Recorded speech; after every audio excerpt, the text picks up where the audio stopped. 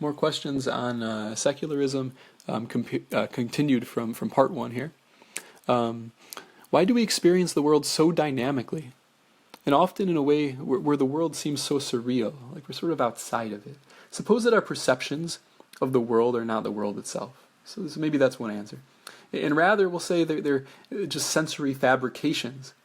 So if that's the case, how do we know that other people's perceptions resemble our own? Or even that others share our reality? Or that anyone other than oneself is conscious? How do I know someone else is even conscious? Does our experience of reality at all resemble reality? Does there exist any being which experiences reality as it actually is? Why do we seek meaning? So many today have all their physical and evolutionary needs totally met. Why then do they find a life of physical satisfaction to be so unsatisfying? Will the values of our descendants resemble our own to any significant degree? That is, if not for commitment to Jewish observance. And I plan to have an episode in the future on the Big Tent, on Big Tent Judaism and the Big Tent hypothesis. I think many will find it very interesting. What is the likelihood that one's descendants will oppress and or murder Jews? Based on history, not on our biased projections. Historically, it's a very, very likely chance if a person is not committed to Jewish observance that this is going to happen with their children. That their children someday are going to, their grandchildren, descendants are going to come and oppress and or murder Jews. Why does the Jewish nation have a unique national divine revelation story? One with several miraculous elements. I counted that there's, I hope to talk about this sometime, there's 5 elements in the divine revelation story. You'd have to change 5 of them for it to even be feasible as like a physical thing, and that would be a tremendous stretch. But 5 clearly supernatural elements, independent of one another. So we have such a unique national divine revelation story, and our whole nation, heard it, and something which science, we can't attribute scientifically to the misinterpretation of non-supernatural experiences. When I say 5, I'm saying these are things that it couldn't be that a person would misunderstand them. It's not like you look in the clouds and you see Mary. It's not that sort of supernatural experience. This is an actual non-misinterpretable thing that the Torah is telling us. Why has Judaism influenced the world so substantially, to the point that it's arguably the greatest moral influence on humanity? Why does hatred of the Jewish people run so deep and throughout every generation? Why does the UN single out the tiny country of Israel so intently? I gave the numbers in the last episode. It's incredible. Why are we shifting, as the Jews, the entire geopolitical landscape? Also, why were we, of all the minorities, the great victim of the Holocaust? Us. What are the chances that Germany would also be the starting place of the Holocaust? Of all places, the one where tolerance and assimilation are the strongest, right? The place where the non-observant movements emerged. What's going on here? It makes a person think a little bit.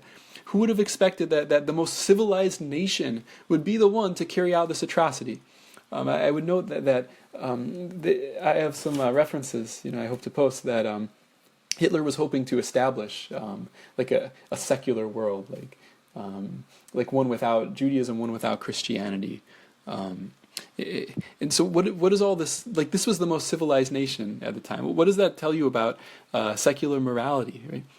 Why do we find that non-theistic governments are so scary and authoritarian? If you've seen you look into the what these different governments have done, non-theistic governments are terrible. It's the worst. That is, meaning, I'm defining it as those who would jettison the traditional standards of religious societies. We see it from Stalin to Hitler, from the Reign of Terror to the Khmer Rouge. I don't know how to pronounce it. We see it from Fidel Castro to Enver Hoxha, from Mongolia in the 60s to North Korea in the present era. This isn't a one-time thing. This is the standard. I don't know if we've even seen a counterexample, right? The next category, collective observations of a particularistic nature. So these are also questions. Here's just some examples. So effective altruism is the leading movement for morality without religion. And why is it its main funder, the one who is like the face of it, as soon as nobody's looking, he commits fraud, right? Why did people admire that he was playing video games during important meetings? Like, people worshipped him for this. They thought it was so cool. And right now he's on the way to jail, apparently. Many are speculating about the movement's destruction. How about all the coincidences that were necessary for his company to actually fail? And now consider the effective altruism, their movement's most influential philosopher. He supported the most grotesque moral positions in human history. I have a list of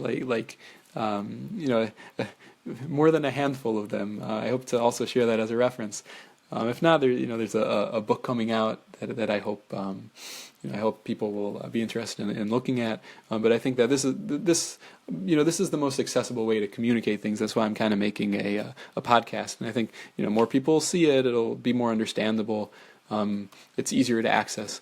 Also, maybe is it notable, say, that the president of the Union for Reform Judaism died on Shabbos flying a private plane.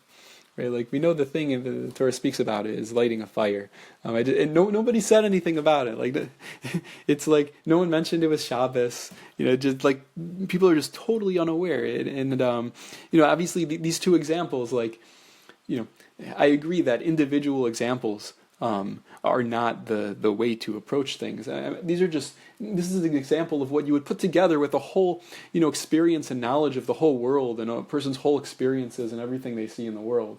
I just think that these are the sorts of things a person might look at. Next, to any historian, is it not remarkable that we see a nation of Holocaust victims and exiled minorities? So how has it transformed itself within 30 years into the nation of Israel that we have today? Right, one that defended itself against many invading Arab armies several times.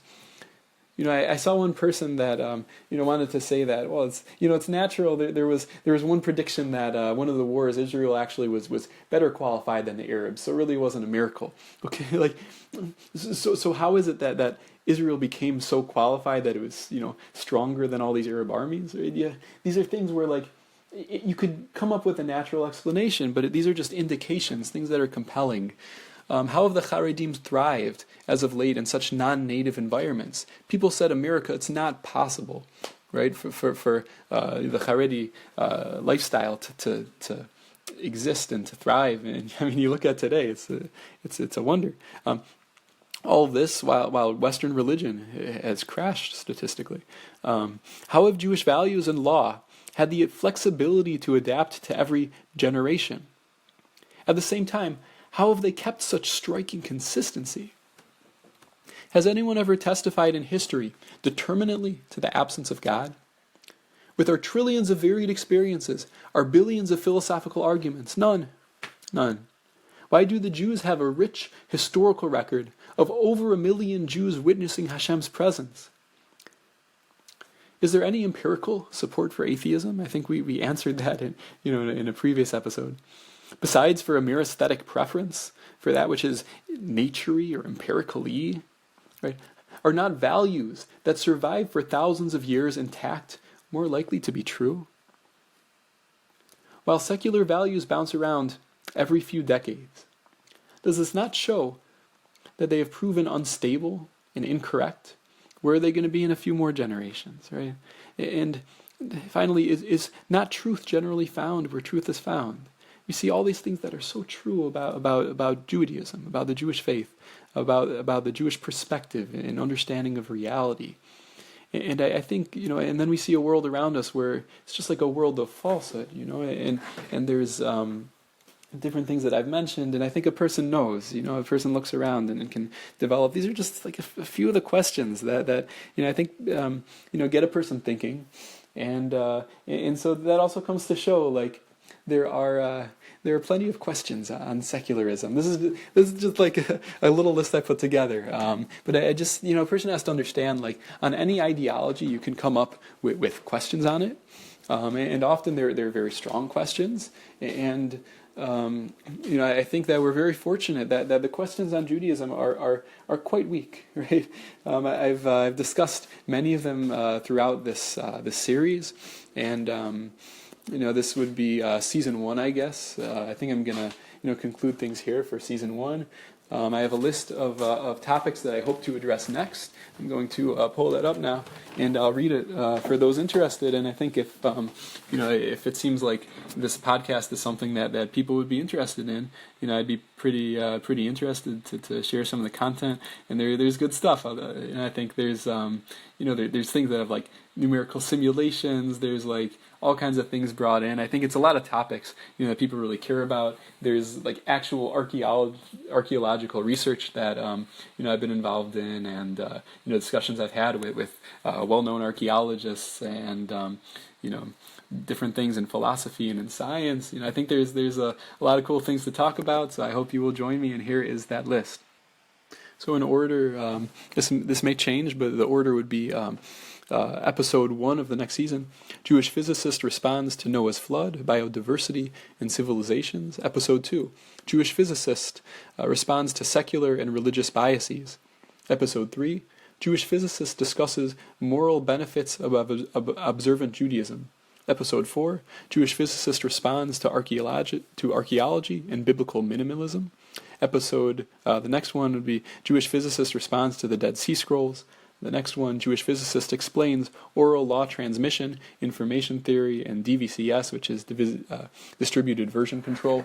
And there's more topics that I hope to speak about in Yirtzeh Hashem. And thank you so much. I know I'm not such a good speaker and things. Plenty of filler words, and just in general. And so I really appreciate anyone who's listened to any episode.